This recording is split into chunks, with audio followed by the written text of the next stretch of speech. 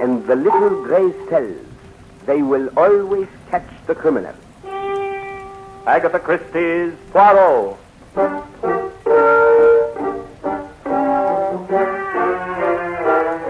From the thrill-packed pages of Agatha Christie's unforgettable stories of corpses, clues, and crime, Mutual now brings you, complete with bowler hat and magnificent mustache, your favorite detective, Hercule Poirot, starring Harold Huber in Rendezvous with Death.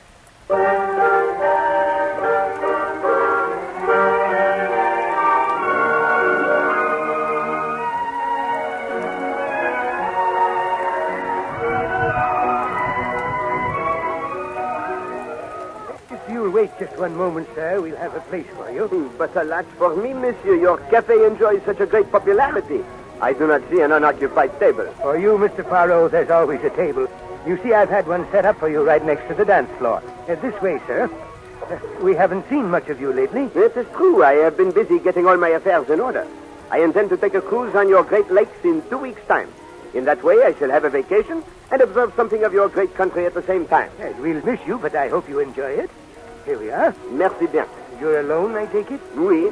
Sometimes, you see, I prefer to sit on the side and observe the behavior of others. Look out on the dance floor, monsieur. You would expect to read pleasure in every face, eh? And yet, it is not so. Some of those faces are so bored, some vacant-looking, some actually unhappy.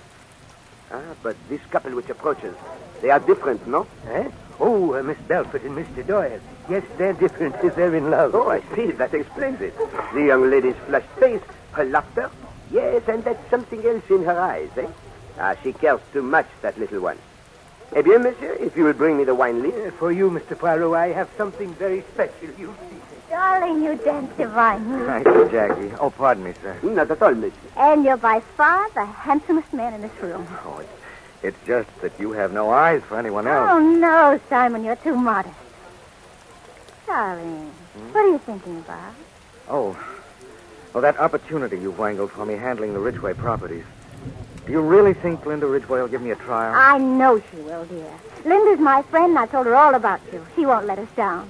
I might let her down. Nonsense. She may be fabulously rich and glamorous, but she's as easy to please as any ordinary person. It's just the right job for you. As a matter of fact, I think it is. I really haven't any doubts as to my ability, and I intend to make good for your sake. Oh, darling. We'll wait 3 months to make sure you won't be fired. And then... And then we'll get married. Oh, it'll be so wonderful, Jackie, won't it? I wonder. You really care as much as I do. Don't be absurd, Jackie. I wonder. Oh, well, let's dance. Here we are, Mr. Poirot. Just 3 bottles left. You see, monsieur? The old story, eh? One who loves and one who permits himself to be loved. Me, I wonder too.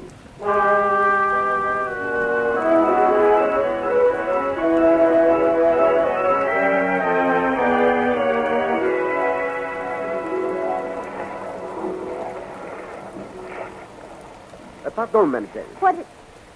Oh. On a cruise, it is permissible to introduce oneself, n'est-ce pas? And though we have barely left the dock, Yes, of course, but, But you would rather be alone, eh? The last time I saw you, Mademoiselle Belfort, you did not look unhappy. Really, I don't think we've ever... Forgive me, mademoiselle. First, I present myself. I am Hercule Poirot. How do you do? The name means nothing to you? No, I'm afraid not. Eh bien. It is my business, Mademoiselle Belfort, to remember names and faces.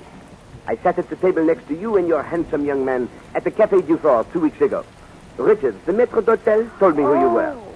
I see. Also, I must confess, I could not help overhearing some of your conversations. That is why I was so glad to see you again.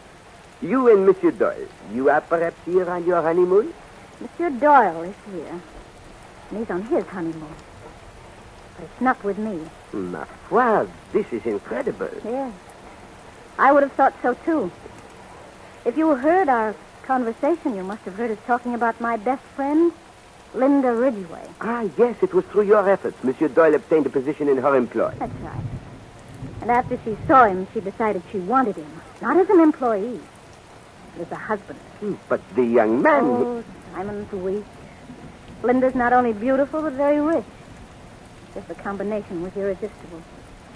It took her just 1 week. But in that case, what are you doing here? I don't know, Mr. Poirot. Seems as though I'm just driven to following them everywhere. Maybe seeing me constantly will spoil their happiness. Maybe Simon will realize what a fool he's been. Maybe I'll do something. Mademoiselle, do not even think such thoughts. How did you know what I was thinking? There is desperation in your eyes, ma pauvre petite. But you're too young, and I hope too intelligent to do anything for which you will be sorry later. Don't worry, Mr. Poirot. If I do anything, somebody else will be a lot sorrier.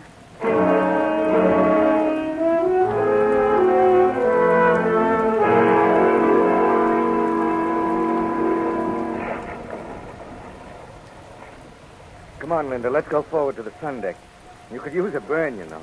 You look so pale. Oh, it's wonderful here on the ship, Simon, away from her. For the first time in days, I feel free. So glad, darling. Why should she persecute me? Why does she follow me? Follow us, wherever we go. Just staring and staring. I couldn't help it, Simon, could I? I couldn't help loving you, and you're loving me. Jackie's a queer sort, Linda. She'll get over it. Simon! Oh, no, not again. What is it, Linda? There, by the rail, Jackie. Good Lord. Simon, I'll go mad, I know it. She's driving me mad. Linda, get hold of yourself. She's coming this way. I'm going back. No, we've got to face her. We've got to show her we're not afraid. Yes, dear, I guess you're right. Hello, Linda. We seem always to be running into each other. How are you? Hello, Simon. You're looking well. Though not as well as last week. Oh, Jackie, we didn't expect to see you here. Didn't you? I thought I'd surprise you. Simon. Oh, Simon, what can we do?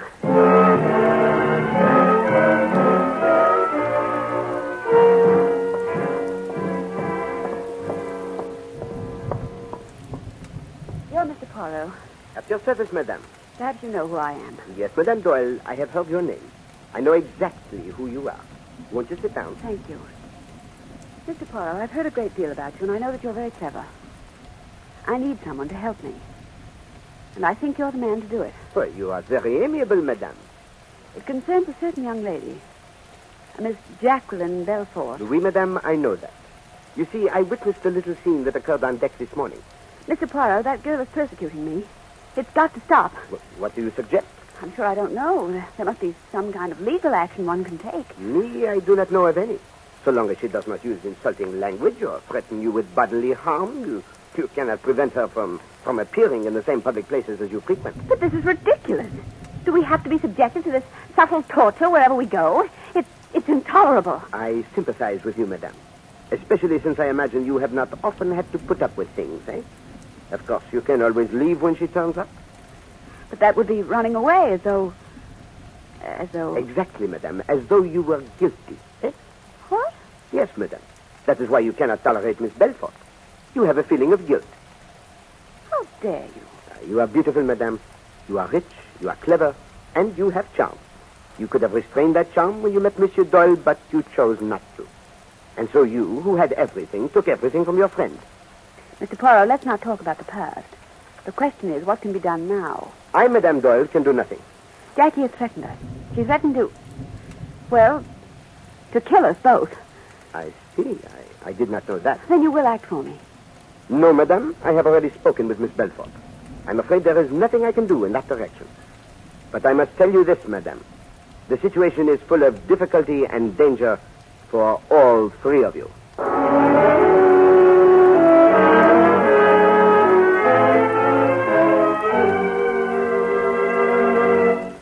No spades, Mrs. Doyle? What? Oh, I'm so sorry. I'm sorry, Miss Robeson. That's stupid of me. I have got a spade. Yes, I thought you must have. A queen from dummy, please. Mr. Doyle, we're waiting for your play. Huh? Oh, I'm sorry, Pennington. I wouldn't let her upset my game, darling. Just let her sit over there and stare. The last 4 tricks are mine. Ace of clubs and 3 trumps. Ah, that's game and rubber. Well played, Miss Robeson. Thank you. Well, I guess I'll turn in. You coming, darling? Not just yet, Linda. I think I'll have a drink first. All right, Simon. Good night, Miss Robeson. Good night. Mr. Pennington? I'll take a few turns round the deck. Good night, Doyle. Good night. Good night, Miss Robeson. Good night. Did I leave my bag here, Mr... Oh, yes, there it is. Miss Robeson, don't go to bed. Please don't. I feel like making a night of it. Stuart. Oh, yes, miss. Another double scotch. I'd love to stay, Miss Belford. Oh, sit down. We girls must stick together, you know. I think you ought to go to bed. Everyone else has, except Mr. Doyle over there. Oh, yes, Mr. Doyle. He was her man, and he done her... Here you are, miss. Thanks, Stuart. Well, here's to crime.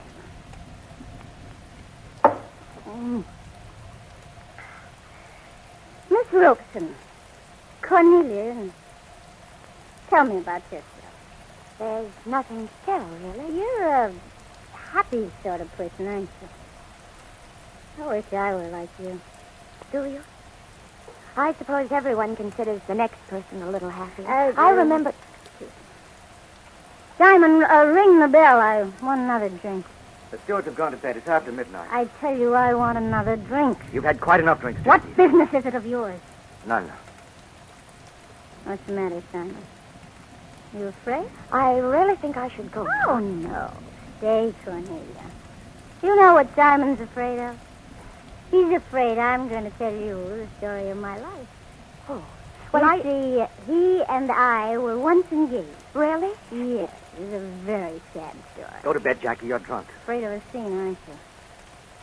Better get out of here quickly. Because I'm going to talk. I'm going to talk a lot. I told you, Simon, I'd kill you rather than see you go to another woman. Jackie, get hold You of didn't think yourself. I meant it, did you? You're so wrong. I've only been waiting. You're my man. Do you hear? I'll shoot you like a dog. Jackie, put that like down. a dirty dog you are! Jackie! Mr. Pennington, come quickly. She shot him. Simon, your leg is bleeding. Right through your... I didn't mean it, Simon. I didn't really mean it. I should never have kept the gun with me. Doyle. Is it bad? My leg. I'll be all right. Please, Pennington, for pity's sake, don't say anything about this to anyone, especially to Linda. Where's the gun? She kicked it under the sofa. Oh, Lord, I wish I were dead. I'd kill myself. I'd be better off dead. Miss Robeson, get her to her cabin. Pennington will help you. Stay with her until the nurse gets there. And Pennington, after you send the nurse for Jackie, bring the doctor here for me. I don't like the way my leg's bleeding.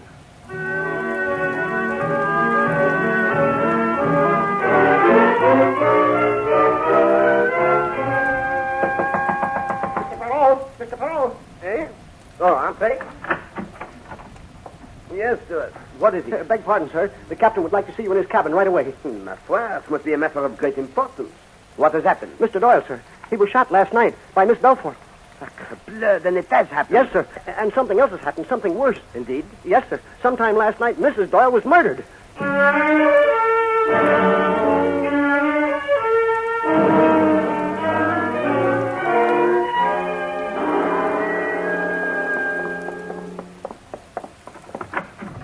All right, Stuart, you can wait outside. Yes, Captain. Well, Miss Poirot, there she is. The doctor said death was instantaneous. She was killed between 12 and 1. Bullet entered behind the left ear and lodged in the brain. Oui, oui. A bullet from a small caliber gun held at very close range. Yes, but no one heard the shot. Oh, that is not surprising, monsieur. The explosion would be scarcely noticeable above the sound of the engines. She was probably asleep when the murderer entered. Ah, to destroy such beauty, one must have a very powerful motive, eh? I presume nothing has been touched. That's right. The room is just as we found it. Observe, Captain. Here, on the floor. A compact with the initial J on it. Precisely. The letter J. I must inform you, Captain, that Madame Doyle had a very dangerous enemy on board this ship. Mademoiselle Jackie Belfort. Belfort? Do you mean to stand there and tell me, Poirot, that this Belfort woman shot Simon Doyle, then murdered Linda Doyle and left her compact on the floor? Why, that's incredible. Is it, monsieur? Perhaps no.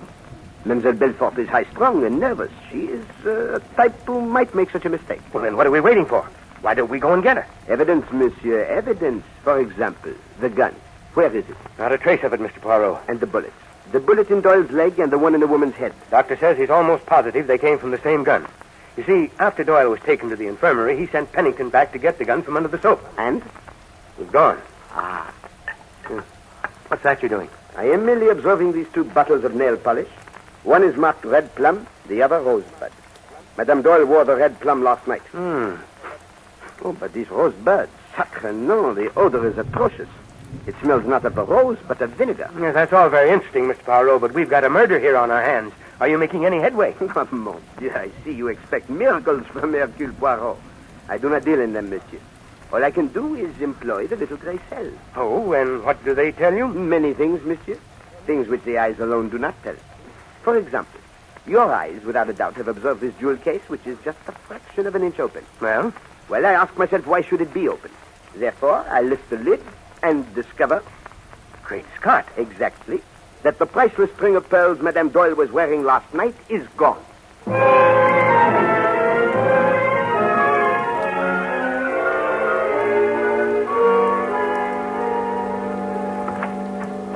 morning, Captain. Morning. Mr. Poirot. Good morning, nurse. How is Mademoiselle Belfort? She's still sleeping. I see.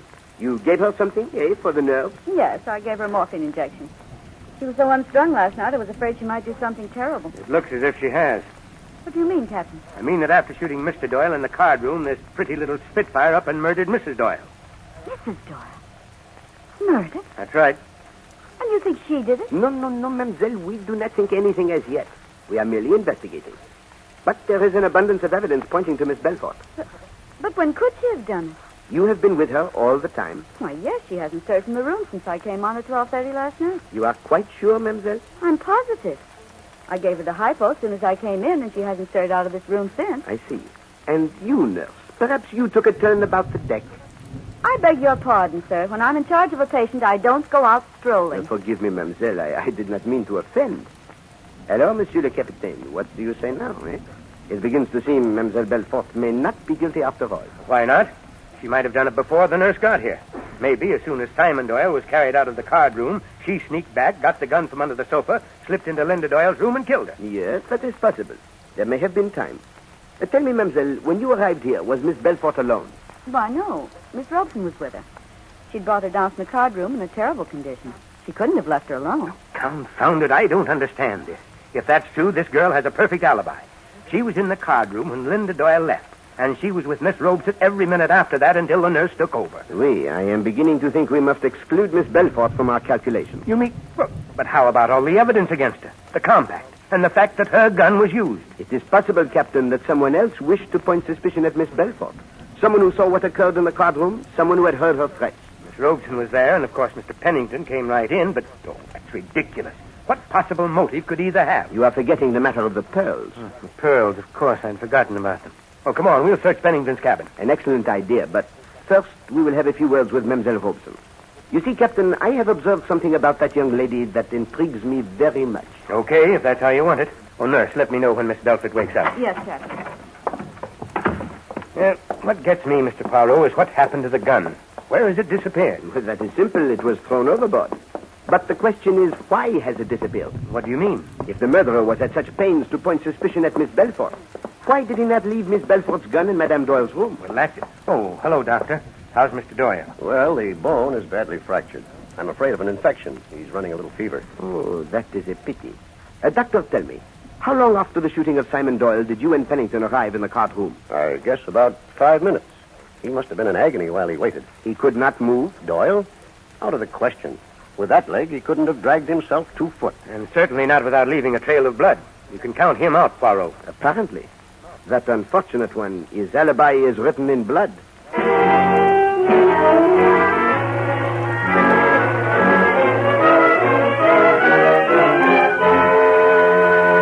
Miss Robson, will you tell me just once more exactly what occurred last night? Well, as I said, everyone had left the card room except the 4 of us who were playing bridge and Jacqueline Belfort, who was sitting off in the corner, drinking rather heavily. Then the game broke up and Madame Doyle left. That's right. Mr. Pennington went out at the same time to stroll on deck, he said. That left Mr. Doyle, Jackie, and myself. Then there was the scene. Jacqueline shot Mr. Doyle and kicked the gun under the sofa. I called Mr. Pennington in, and together we got Jackie down to a cabin. Now, mademoiselle, this is very important. Are you sure that you were with Miss Belfort every moment, from the time you left the card room until the nurse arrived? Yes, I'm positive. And after that, mademoiselle? What do you mean? You did not by any chance go back to the card room and fetch the gun? What? Do you think I merely ask the question, mademoiselle. Did you? Certainly not. What did you do? I went to my cabin. And you stayed there all night? Why, yes. You are quite sure, mademoiselle? You did not go to Linda Doyle's room at any time during the night? No, I went right to sleep. You believe me, don't you? Miss Robeson, a person has been murdered on this ship, and another one seriously wounded. I can only believe what I see. What do you mean? This large container of dusting powder on your vanity table, mademoiselle. I am wondering why so much of it has spilled. Oh, I guess I was pretty jittery last night. My hand must have shaken. I see. Then you will not mind if I turn the box over? What for? Mademoiselle, do not think me harsh. I have been observing you in the dining room for several days, and I know that you are a sick person. Forgive my saying so, but you are mentally ill. You know that? Oui. I have seen you slip into your purse a pair of silver tongues and several other objects. I am sure you are aware, Miss Robeson, that you are a kleptomaniac? Yes, I know. I can't help it, Mr. Poirot. I've tried. Oh, I've tried terribly hard to break the habit. When I get the impulse to take something, I can't resist it. Well, it is a condition, mademoiselle, which cannot be fought. It must be cured. The pearls are in the powder box. I couldn't sleep during the night. I kept thinking about the necklace Linda Doyle had been wearing. About 2 o'clock, I got out of bed and slipped down the corridor and into Mrs. Doyle's room. The pearls were in their case on the dressing table. I took them and came back. But I didn't kill her. I didn't. I had no reason to. I thank you, mademoiselle. And now, if you please, I will take these pearls. I'm ready to be turned over to the captain. No, mademoiselle. No one need know of this. I shall merely announce that the pearls have been found. Oh, thank you, Mr. Poirot. You're too good. Au contraire, mademoiselle, you are too unfortunate. I'm glad Mr. Pennington didn't find out. He'd have made it very difficult for me. Monsieur Pennington? Well, what has he to do with the necklace? Didn't you know? Mr. Pennington was the trustee of Mrs. Doyle's estate. Sapristi. That gives one furiously to think.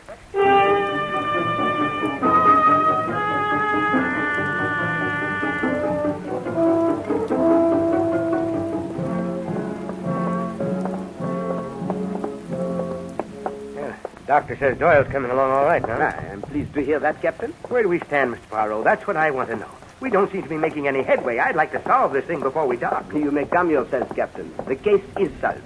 You mean you know who killed Linda Doyle? Oui, I know. Here is the infirmary. Hello, Captain. Hello, Mr. Doyle. Feeling a little better? Oh, yes, lots, thank you. Mr. Poirot here says he solved the case. Have you? Oui, monsieur. I know who murdered your wife. No, sit still, Mr. Pennington. This will interest you. Thank you. I'd like to stay. Who did it, Mr. Poirot? It couldn't have been Jackie. Mr. Pennington's been telling me the facts. Monsieur Pennington is right. Miss Belfort did not commit the murder. Understand me, she has the capacity for it, that little one. And there is much evidence pointing to her. But she did not have the opportunity. Therefore, she is eliminated. I've sent for her. I feel partly responsible for what happened last night. I want her to know I understand. Oh, that is thoughtful of you, monsieur. Though your consideration comes a bit late, eh? Poirot, who did it? Well, let us see. If it was not Miss Belfort, then we must assume it was someone else who knew where the gun was. Who could that be? Miss Robeson and Mr. Pennington, and, of course, Doyle here. And what are we looking for, eh? A person who knows where the gun is, who knows that Miss Belfort has threatened Madame Doyle and will therefore be suspected, who has an opportunity and who has a motive. What motive could Miss Robeson have? I do not know, Monsieur Pennington, but I know what motive you would have. I? Oui, monsieur. You were the trustee of Linda Ridgway's estate. She was still a minor. You had no concerns. But suddenly she marries, and you find that you will have to account. What about it? My accounts are in perfect order. I do not think so, monsieur. I took the liberty of looking through your papers. If you had no concerns, why did you draw up all those documents, which would clear you of all responsibility? You hoped Linda Doyle would sign them, n'est-ce pas? Yes. Did you not, monsieur? Yes, I did. But she wouldn't sign them. She was too good a businesswoman. Aha. I was a little short. I'd speculated with some of her funds. But I was making it up. I only needed a little more time. But you didn't get more time, so you killed her. No, I didn't kill her, I swear. Simon? Come in, Jackie. Simon, I must have been insane. I'm a horrible, jealous beast. I don't deserve to live. It's all right, Jackie. I understand. You understand? You don't hate me? No, Jackie. Everything was messed up. We were all responsible. You and I and Linda. We won't ever see each other again, but I want you to know I bear no malice. Thank you, Simon. That'll help. I suppose you've heard about Linda. Yes. Horrible. I feel responsible for that, too. No, don't feel that way. Mr. Poirot knows you didn't do it. He knows who did. Do you, Mr. Poirot? Oui, mademoiselle. It is very simple. From the very beginning, there was one question that perplexed me. Why did the murderer point the finger of suspicion at you, even to the extent of leaving your compact, and then take your gun away with him? It would have been more convincing if he had left it. Well, what's the answer? There can be only one answer, Captain. The murderer took the gun away because he needed it. Needed it? What for? Why, to shoot someone. But no one was shot after Mrs. Doyle's murder. You are wrong, Captain. Someone was shot. Monsieur Simon Doyle. Oh, no, Mr. Poirot. You've got it wrong. Simon was shot before Mrs. Doyle was killed. Let us say, Miss Belfort, rather, that Simon was shot at before Mrs. Doyle was killed. But he was not hit. The bullet struck a table as it was intended to. I have but a few minutes ago recovered it. But that's impossible, Mr. Poirot. I saw him a second later. He was writhing on the floor in agony. One can pretend to rise. But the blood. His handkerchief was clutched over his leg, and it was saturated with red. Oui, red ink, monsieur. Red ink mixed with nail polish. And smelling very distinctly of vinegar, as all ink does. Mr. Poirot. Oui, mon capitaine? This is all beyond me. Please explain what happened. Why, it is very simple, monsieur. Two people decide to commit a murder. They prepare for it a perfect alibi. At a prearranged signal, Miss Belfort picks a fight and pretends to shoot Monsieur Doyle in the leg. He falls to the floor, apparently injured and bleeding. Miss Belfort is taken away, and Monsieur Doyle is free for 5 minutes.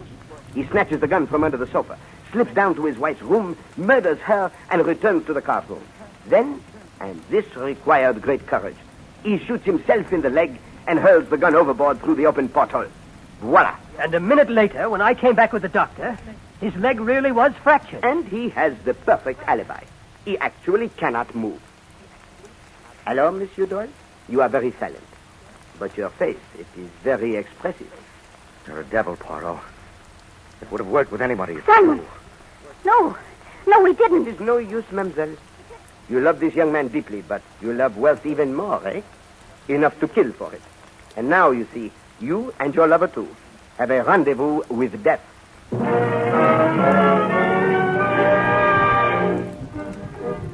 Be sure to listen at the same time next week when Agatha Christie, America's favorite mystery writer, brings you her favorite detective, Hercule Poirot, in The Deadest Man in the World. This is the Mutual Broadcasting System.